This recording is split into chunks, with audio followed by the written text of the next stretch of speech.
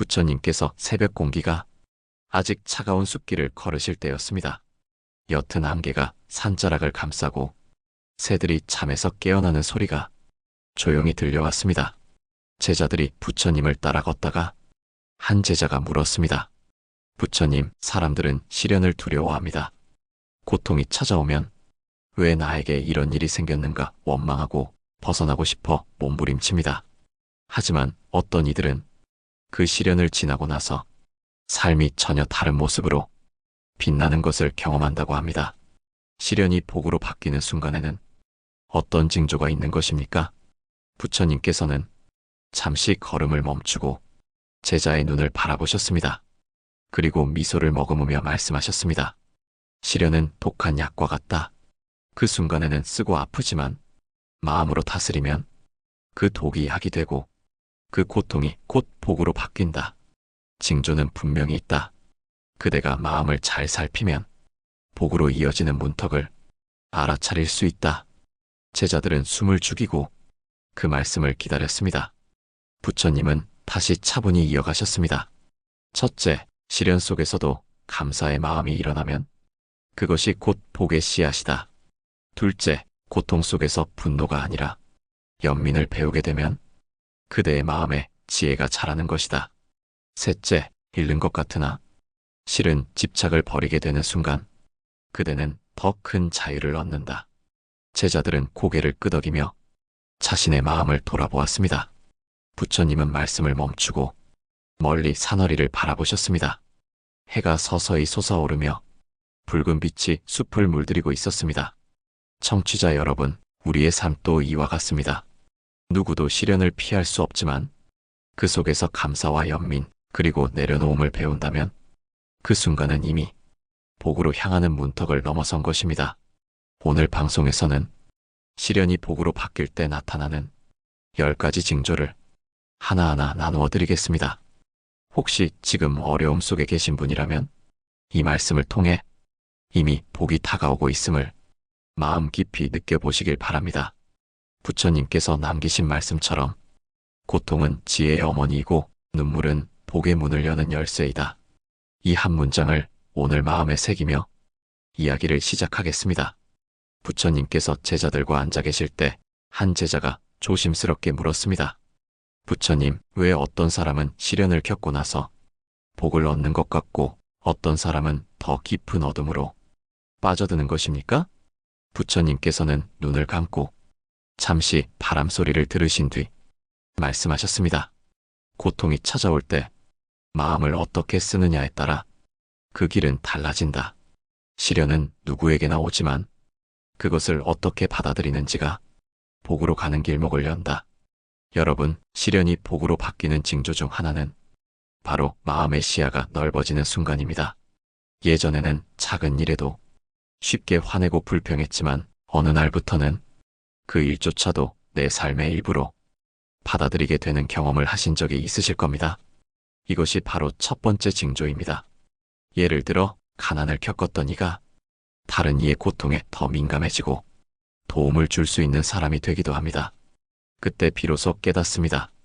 내가 겪은 어려움이 결코 헛되지 않았다는 것을, 시련이 나를 더 큰 그릇으로 자라나게 했다는 것을요. 부처님께서도 이런 말씀을 하셨습니다. 바람이 나무를 흔들면 뿌리는 더욱 깊어진다. 마음도 그렇다. 고난이 흔들 때 그대의 뿌리는 더 단단히 내린다. 청취자 여러분, 혹시 지금 삶이 흔들리고 있습니까? 잠 못 이루는 밤이 계속되고 있습니까? 그렇다면 기억하시기 바랍니다. 당신의 뿌리는 더 깊이 내려가고 있는 중이라는 것을요. 그리고 또 하나의 징조는 욕심이 줄어드는 것입니다. 예전에는 더 가지려 애썼던 것이 이제는 꼭 필요한 것만으로도 충분하다는 마음이 든다면 그 자체가 복으로 바뀌는 길목입니다. 시련은 탐욕을 덜어내고 본래의 순수한 마음을 되찾게 합니다.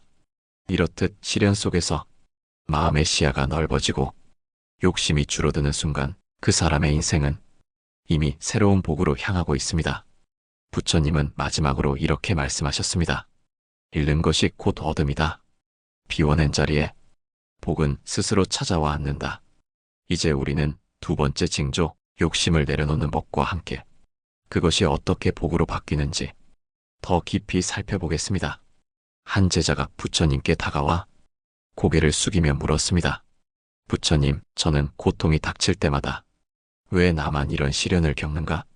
억울하고 분노가 침입니다. 그럴 때마다 제 마음은 더 거칠어지고 불행해집니다. 어떻게 해야 이 마음을 다스려 시련이 복으로 바뀌게 할 수 있겠습니까? 부처님께서는 제자의 눈을 바라보며 조용히 말씀하셨습니다. 그대가 고통 속에서 분노 대신 연민을 배우면 그 순간 시련은 이미 복으로 바뀌고 있다. 고난을 겪을 때 자신의 괴로움만 본다면 그 길은 원망으로 이어지지만 다른 이들의 아픔을 함께 본다면 그대의 마음에는 자비와 지혜가 자란다. 여러분도 삶에서 이런 순간을 경험하신 적이 있을 것입니다.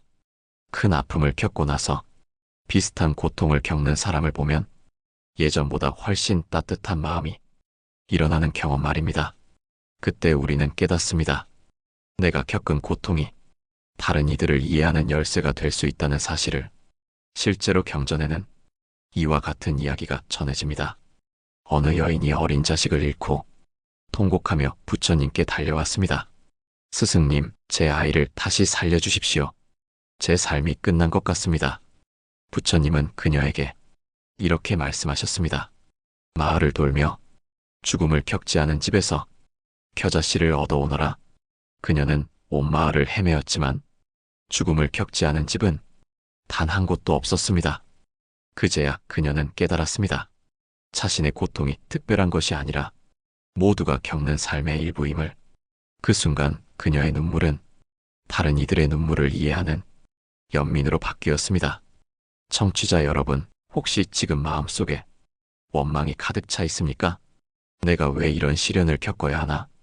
억울한 마음이 사라지지 않습니까? 그렇다면 한번 이렇게 물어보십시오. 나와 같은 고통을 겪고 있는 사람은 얼마나 많을까? 그들의 아픔을 떠올릴 때 분노는 차츰 사라지고 연민이 자라기 시작합니다. 그 연민이 바로 시련을 복으로 바꾸는 세 번째 징조입니다. 부처님께서는 다시 말씀하셨습니다. 연민은 고통의 땅에 핀 꽃이다. 눈물이 흘러내린 자리에서 연꽃이 피어나듯 그대의 마음도 고통 속에서 연민을 배울 때 비로소 복이 된다. 이제 우리는 이 연민의 가르침을 딛고 다음으로 이어지는 징조, 내려놓음의 순간이 어떻게 복으로 바뀌는지를 살펴보겠습니다. 부처님 곁에서 수행하던 한 제자가 이렇게 고백했습니다. 부처님, 저는 잃는 것이 두렵습니다. 재물을 잃을까, 사람을 잃을까, 기회를 잃을까 늘 불안합니다.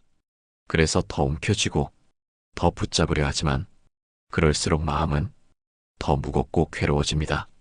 부처님께서는 고개를 끄덕이며 차분히 말씀하셨습니다. 그대여, 잃는 것을 두려워하지 말라. 실은 잃는 것이 아니라 집착을 놓는 것이다. 버리는 순간 비워낸 그 자리에 새로운 복이 들어온다. 여러분, 이것이 바로 시련이 복으로 바뀌는 네 번째 징조입니다. 무언가를 잃는 것 같아 보이지만 사실은 불필요한 집착을 버리는 순간 그때부터 삶은 다시 가벼워지고 새로운 길이 열리게 됩니다. 경전에는 이런 이야기가 전해집니다. 어느 부자가 전 재산을 잃고 부처님을 찾아와 울부짖었습니다. 스승님, 저는 이제 아무것도 남지 않았습니다. 저는 실패자입니다. 부처님은 그에게 잔잔히 말씀하셨습니다. 그대는 이제 무거운 짐을 벗었다. 마음이 비워진 지금 진정한 자유를 배울 기회가 왔다. 세상의 재물은 잃었으나 지혜의 씨앗을 얻었다. 청취자 여러분, 혹시 최근에 무엇을 잃으셨습니까? 사람이든 재물이든 혹은 기회이든 말입니다.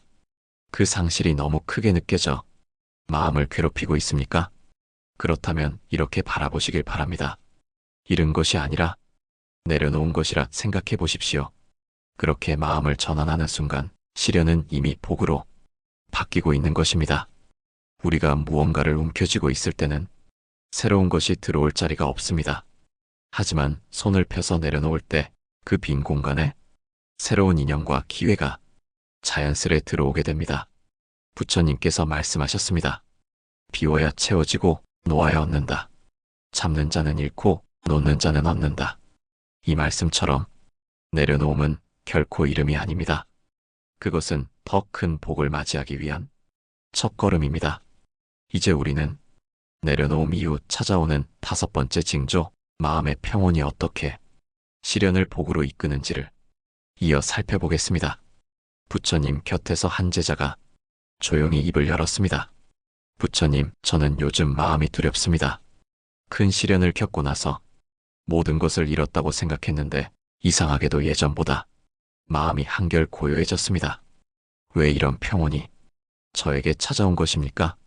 부처님께서는 제자의 눈을 바라보며 차분히 말씀하셨습니다. 그대여, 폭풍이 지나간 들판을 보라. 비록 많은 것이 쓰러지고 부서졌으나 하늘은 다시 맑아지고 땅은 더 기름져진다. 고난이 사라진 뒤 마음에 남는 고요함은 곧 복으로 바뀌는 다섯 번째 징조이다. 여러분, 혹시 커다란 아픔을 겪은 뒤 이상하게도 마음이 조용해진 경험을 하신 적 있으십니까? 더는 큰 욕망도 불필요한 분노도 일어나지 않고 오히려 하루하루의 작은 일상에 감사하는 마음이 자라나는 순간 말입니다. 그 평온이야말로 시련이 우리에게 선물한 가장 값진 보물입니다. 경전 속에는 이런 이야기가 전해집니다. 한 수행자가 부모를 잃고 깊은 슬픔에 빠졌습니다. 그는 매일 눈물로 밤을 지새우며 삶의 의미를 찾지 못했습니다. 그러던 어느 날 부처님의 말씀을 떠올렸습니다. 모든 인연은 모였다가 흩어진다. 그러니 떠남을 원망하지 말고 남은 삶을 더욱 맑게 살아라. 그제야 수행자는 부모의 죽음을 붙잡던 손을 놓고 그 빈자리에 감사와 평온을 채웠습니다. 그 후 그는 더 큰 자비와 지혜로 많은 이들을 도울 수 있었습니다. 청취자 여러분, 혹시 지금 겪는 시련 뒤에 마음의 고요가 찾아오고 있습니까? 만약 그렇다면 그것은 단순한 우연이 아닙니다. 그것은 시련이 이미 복으로 바뀌고 있다는 증거입니다. 부처님께서 말씀하셨습니다. 고요한 마음은 세상 그 무엇보다 큰 복이다. 외부의 풍랑이 거세다 해도 내면의 물결이 잠잠하다면 그대는 이미 행복하다. 이제 우리는 이 평온의 바탕 위에서 여섯 번째 징조, 마침내 삶의 의미가 깊어지고 자신의 길을 깨닫게 되는 순간을 함께 살펴보겠습니다. 부처님께서 제자들과 함께 법문을 나누실 때 한 제자가 손을 모아 질문했습니다. 부처님, 저는 시련을 겪은 뒤에 세상을 바라보는 눈이 달라졌습니다. 예전에는 그저 하루하루를 살았을 뿐인데 이제는 제 삶이 어디로 향해야 하는지 깊이 생각하게 됩니다.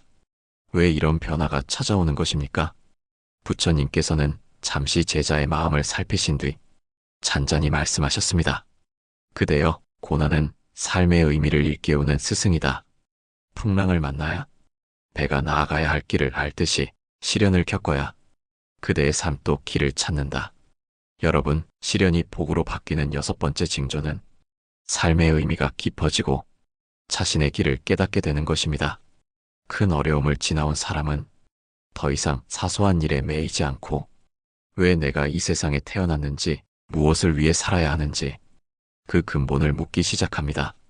그 질문 자체가 이미 복의 문을 연 것입니다. 경전 속 한 이야기가 있습니다. 어느 수행자는 전쟁으로 모든 가족을 잃고 홀로 남게 되었습니다. 절망 속에 그는 부처님을 찾아와 물었습니다. 스승님, 제게 삶의 이유가 남아 있습니까? 저는 이제 무엇을 위해 살아야 합니까? 부처님께서는 대답하셨습니다. 그대는 이미 세상에서 가장 소중한 것을 깨달았다. 삶은 영원히 머물지 않고 모든 것은 덧없다는 것을 알았으니 이제 그 지혜를 다른 이들에게 전하며 그대의 삶을 채워라. 그것이 그대의 길이다. 그는 그날 이후 슬픔을 짊어진 자들을 찾아가 함께 울고 함께 위로하며 큰 자비의 삶을 살았습니다. 그의 아픔은 지혜로 바뀌었고 그 지혜는 많은 이들의 등불이 되었습니다. 청취자 여러분, 혹시 지금 큰 시련 속에서 내 삶의 길을 잃은 듯한 허무함을 느끼고 계십니까? 그렇다면 기억하시기 바랍니다. 삶의 의미를 묻는 그 순간이야말로 복으로 바뀌는 길목에 선 것입니다. 내가 왜 이 길을 걷는가, 어떻게 살아야 하는가를 묻는 순간, 시련은 더 이상 원망이 아니라 새로운 삶의 지도자가 됩니다. 부처님께서는 이렇게 말씀하셨습니다. 자신의 길을 깨닫는 이는 흔들림 없는 나무와 같다. 바람이 불어도 그 뿌리는 뽑히지 않는다. 이제 우리는 삶의 의미를 찾은 뒤 이어지는 7번째 징조, 그 깨달음이 어떻게 다른 이들과의 관계를 변화시키며 복으로 이어지는지 살펴보겠습니다. 한 제자가 부처님께 다가와 깊은 절을 올린 뒤 말했습니다. 부처님, 저는 큰 시련을 지나온 뒤에 주변 사람들과의 관계가 이상하게 달라지는 것을 느낍니다. 예전에는 작은 일에도 다투고 남을 원망하곤 했는데 지금은 오히려 이해하고 용서하려는 마음이 듭니다. 왜 이런 변화가 생기는 것입니까? 부처님께서는 제자의 어깨를 부드럽게 바라보며 말씀하셨습니다. 그대여, 시련은 홀로 겪는 것 같으나 사실은 그대와 세상을 이어주는 다리이다. 고통을 겪은 자는 타인의 고통을 외면하지 못한다. 그대의 연민은 관계 속에서 새로운 복으로 피어난다. 여러분, 시련이 복으로 바뀌는 7번째 징조는 인간관계가 편한다는 것입니다. 예전에는 이해하지 못하던 사람을 비로소 이해하게 되고 쉽게 원망하던 마음이 용서로 바뀌게 됩니다. 이때 복은 관계 속에서 싹트고 자라납니다. 경전 속 한 이야기를 전해드리겠습니다. 어느 마을에 늘 다툼만 하던 두 형제가 있었습니다. 그러던 어느 날 큰 홍수가 마을을 덮쳤습니다. 동생은 그 속에서 온 힘을 다해 사람들을 구했고 형은 가까스로 살아남았습니다. 홍수가 지나간 뒤 형은 동생에게 이렇게 말했습니다. 내가 나를 원망할 만도 한데 왜 나를 구했느냐? 동생은 눈물을 머금고 대답했습니다. 형의 고통이 곧 나의 고통이었기 때문입니다. 그날 이후 두 형제는 다시는 다투지 않았고 함께 마을 사람들을 도우며 큰 존경을 받았습니다. 시련은 형제를 갈라놓은 것이 아니라 더 깊이 이어준 것입니다. 청취자 여러분, 혹시 지금도 누군가와의 관계에서 상처와 오해로 힘들어하고 계십니까? 그러나 기억하십시오. 시련 뒤에 찾아오는 관계의 변화야말로 복으로 이어지는 가장 확실한 징조입니다. 용서와 이해가 자라날 때 그대의 삶은 이미 복의 빛으로 가득 차고 있는 것입니다. 부처님께서는 마지막으로 이렇게 말씀하셨습니다. 연민은 사람과 사람 사이의 다리다. 그 다리를 건너는 자는 혼자가 아니라 함께 걷는다. 그곳에 복이 머문다. 오늘 우리는 시련이 복으로 바뀌는 10가지 징조 가운데 그 첫걸음을 살펴보았습니다. 마음의 시야가 넓어지고 욕심이 줄어들며 연민과 평온이 자라고 삶의 의미와 관계가 바뀌는 순간 시련은 이미 복이 됩니다. 청취자 여러분, 혹시 지금도 힘겨운 시간을 지나고 계십니까? 그렇다면 이 가르침을 기억해 주시길 바랍니다. 고통은 결코 끝이 아니라 복으로 가는 문턱이라는 사실을 오늘 방송이 마음에 와닿으셨다면 댓글로 여러분의 생각을 나눠주시고 좋아요와 구독으로 함께 이 길을 걸어가 주시길 부탁드립니다. 다음 방송에서는 더 깊이 있는 부처님의 지혜를 바탕으로 우리가 일상에서 실천할 수 있는 작은 수행의 길을 나누겠습니다. 한국의 새벽처럼 맑고 고요한 시간에 여러분의 마음에도 복의 씨앗이 피어나기를 바랍니다. 마음의 평온이었습니다.